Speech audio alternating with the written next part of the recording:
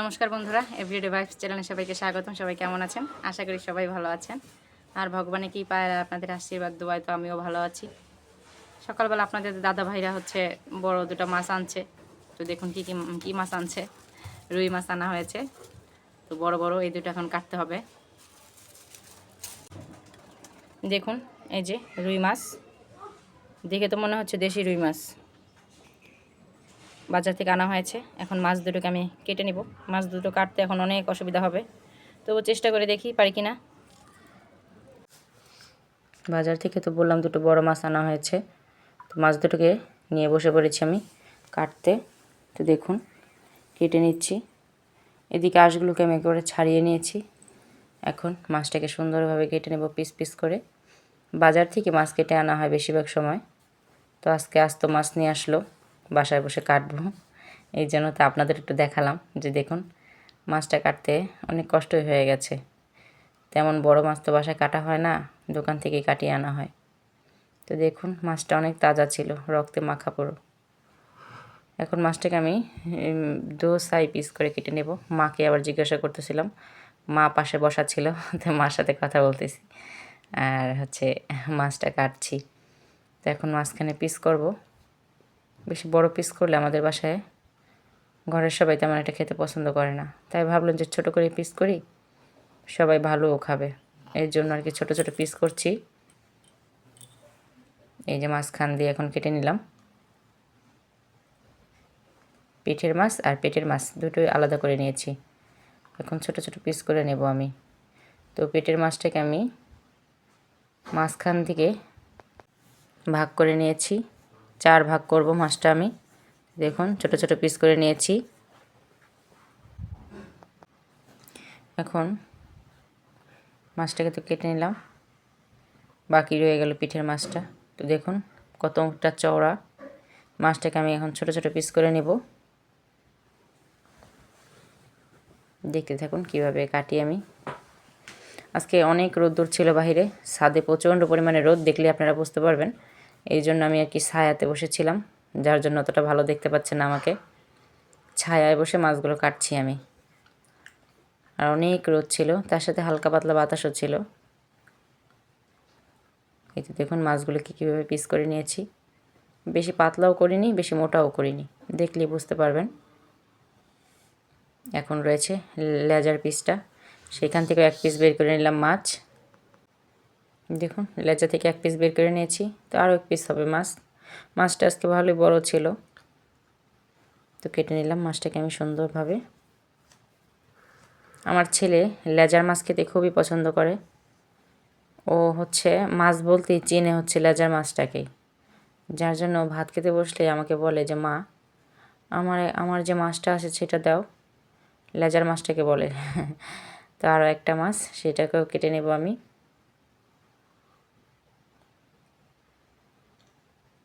দুইটাকেই ঠিক সেম একইভাবেই কেটে নিব মাছটাকে, মাঝখান থেকে ভাগ করে নিয়ে। মাছগুলি তাজা ছিল, একটু কষ্ট হলেও মাছগুলো পিস করতে গিয়ে আমার খুবই ভালো লেগেছে। এটাও তাজা ছিল মাছ।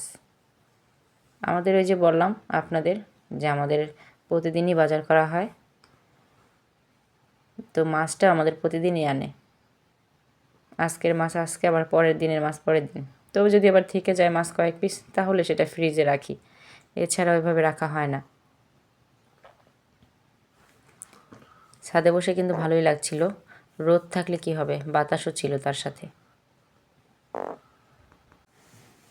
এদিকে মাছ কাটার আগে মা আবার বটিটা খুব ভালো করে ধার দিয়ে দিয়েছিল আমাকে, যার জন্য মাছটা কাটতে অত বেশি জোর দিতে হয়নি আমাকে। মাছটা খুব সুন্দরভাবে আমার কাটতে পেরেছি আমি। এভাবে কেটে নিলাম সবগুলোকে। তার সাথে এই যে পেটির মাছ তো খেতে সবাই পছন্দ করে, তাই না? সেটা হোক আমার বাসায়, সেটা হোক আপনার বাসায়, সবার বাসায় কিন্তু পেটির মাছ খেতে সবাই খুব পছন্দ করে। কিন্তু আমার ছেলে খেতে পছন্দ করে না। তাছাড়া আমাদের বাসায় সবাই আমরা মোটামুটি খেতে পছন্দ করি। আর হচ্ছে আমার শাশুড়ি মা, সেই মাছগুলি খায় না। আমার শাশুড়ি মা হচ্ছে শুধু ইলিশ মাছ আর চিংড়ি মাছটা সে একটু খায়, তাছাড়া অন্য কোনো মাছ খায় না। তো এই মাছগুলি আমরা ঘরে, আমার ছেলে, আমি, আমার হাজব্যান্ড, তার সাথে হচ্ছে আমার দেবর আর যা, আমরা সবাই জয়েন্ট ফ্যামিলি। তো এই যে কাটতেছি, বেশিরভাগ মাছটাই রান্না করব, হয়তো কয়েক পিস থাকবে সেইটাই রেখে দেবো আর কি। মাছ তো কাটা শেষ দেখুন। তার সাথে এখন মাথাগুলোকে আমি কেটে নিব, তো দেখতে থাকুন। মাছ তো কেটে ধুয়ে একদম পরিষ্কার করে নিয়েছি, আর যতগুলো লাগবে রান্না করতে তো ততগুলো নিয়েছি, আর বাদ বাকিগুলো ফ্রিজে রেখে দিয়েছি। এখন মাছটাকে আমি লবণ হলুদ দিয়ে মেখে নিব। আজকে রুই মাছের পাতলা ঝোল রান্না করব আলু দিয়ে, গরম মশলা বাটা দিয়ে, দেখতে থাকুন। দিয়ে দিলাম পরিমাণ মতো লবণ। এখন দিয়ে দিব হলুদের গুঁড়ো, পরিমাণ মতন হলুদের গুঁড়ো দিয়ে দিলাম। এখন মাছটাকে আমি সুন্দর করে মেখে নিব।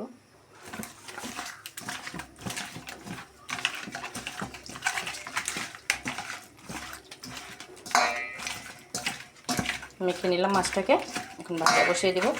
এদিকে আবার কড়াই বসিয়ে দিয়েছি আমি মাছ ভাজার জন্য, মাছগুলোকে ভেজে নিব। কড়াইতে দিয়ে দিলাম তেল মাছ ভাজার জন্য। তেল গরম হয়ে গেছে, এখন আমি দিয়ে দিব মাছ।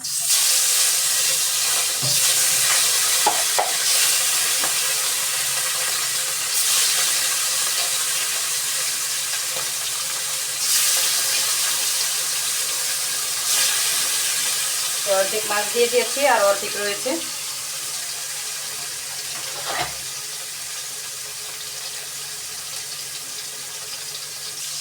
মাছ ভাজা হয়ে গেছে, উল্টিয়ে নেব মাছটাকে আমি।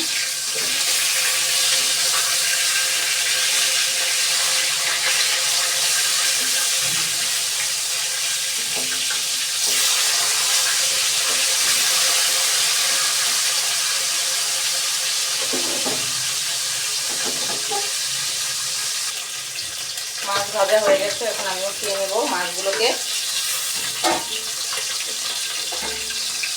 সুন্দর করে কড়া করে ভেজে নিয়েছি।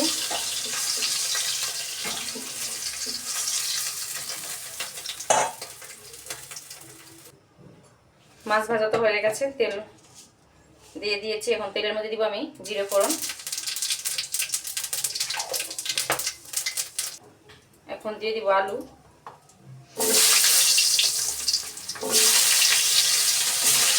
আলুগুলোকে একটু লাল করে ভেজে নেব।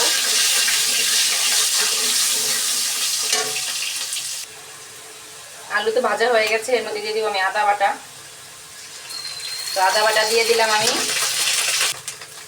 দিয়ে দেবো জিরা বাটা। তো জিরা বাটা দিয়ে দিলাম। মশলাটাকে ভেজে নেবো হালকা করে। দিয়ে দেবো দুটো তেজপাতা।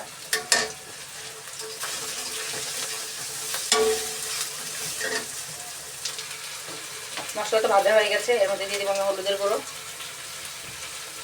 পরিমাণ মতন হলুদের গুঁড়ো দিলাম, তার সাথে দেবো মরিচের গুঁড়ো দিয়ে দিয়েছি, আর একটু সামান্য পরিমাণে জল দেবো আমি। এখন মশলাটাকে সুন্দরভাবে কষে নেব। দিয়ে দিব লবণ, স্বাদ মতো লবণ দিয়ে দিলাম। মশলা কষানো হয়ে গেছে, জল দিয়ে দিব আমি পরিমাণ মতো।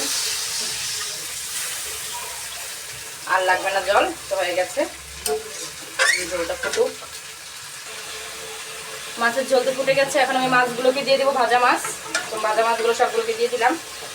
গরম মশলা দিয়ে নামিয়ে ফেলবো, আর একটু ফুটুক 5 মিনিটের মতন। আর এইদিকে আবার ছেলের জন্য একটু মাংস রান্না করছি, ও বায়না করছিল, তাই ভাবলাম যে ফ্রিজে মাংস রাখছিলাম ওর জন্য, তাই রান্না করে দিলাম। মাংস রান্না হয়ে গেছে। মাছের মধ্যে দিয়ে দেবো গরম মশলা বাটা।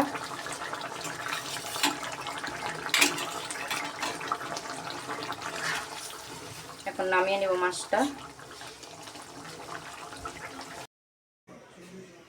মাছ নামিয়ে নিয়েছি, দেখুন রান্না তো কমপ্লিট। আর কি কি রান্না হয়েছে দেখবেন। মুসুরির ডাল রান্না হয়েছে টমেটো দিয়ে, তার সাথে এখানে শাক ভাজা হয়েছে। তো আজকে রান্না তো এই পর্যন্তই। সবাই ভালো থাকবেন, সুস্থ থাকবেন। আজকের ভিডিওটি কেমন লাগলো অবশ্যই জানাবেন কমেন্টে সবাই। আর এতক্ষণ পর্যন্ত আমার সাথে থাকার জন্য আপনাদের অসংখ্য অসংখ্য ধন্যবাদ। ভিডিওটি ভালো লাগলে অবশ্যই সবাই শেয়ার দিয়ে দিবেন, তার সাথে একটা সাবস্ক্রাইব করবেন। বড়ই খাচ্ছি। তা ভালো থাকবেন।